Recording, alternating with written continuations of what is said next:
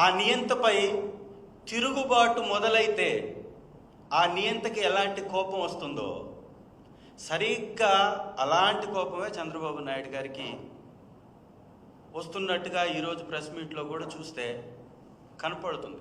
కట్టలు తెంచుకునేటటువంటి ఆగ్రహంతో ఊగిపోతూ ప్రజలపై విరుచుకుపడుతున్నటువంటి విధానం చూస్తూ ఉంటే ఇక నుంచి ఒక నాలోని కోపాన్ని చూస్తారు అనే విధంగా, ఇప్పటి వరకు నేను బాగున్నాను, ఓపిక పట్టాను, ఇక నుంచి ఊరుకునే ప్రసక్తి లేదు అనే విధంగా డైరెక్ట్గా ప్రజల్నే భయపెడుతున్నటువంటి పరిస్థితి, వార్నింగ్ ఇస్తున్నటువంటి పరిస్థితి, కట్టలు తెంచుకునేటటువంటి ఆగ్రహం వారిలో కనపడుతూ ఉంది. ఎందుకంటే చాలా స్పష్టం, 6 హామీలు ఎగ్గొట్టేశాడు నిర్దాక్షిణ్యంగా.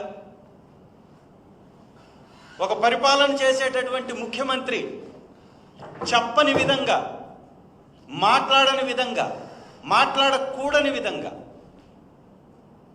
ఇచ్చినటువంటి హామీల్ని అమలు పరచలేము అని చెబుతూనే, వంచిస్తూనే ఏడాది కాలంగా హామీలను అమలు చేయకుండా అడిగేటటువంటి గొంతులపై కాళ్లతో నొక్కివేస్తూ దౌర్జన్య కాండని కొనసాగిస్తూ ఎర్రబుక్క అనేటటువంటి ఎర్రి పరిపాలనని ప్రజలకు అందిస్తూ ఎవరన్నా మాట్లాడితే వారిపై విరుచుకుపడేటటువంటి ప్రయత్నం వారు చేయడం అనేది నిజంగా అత్యంత దుర్మార్గం.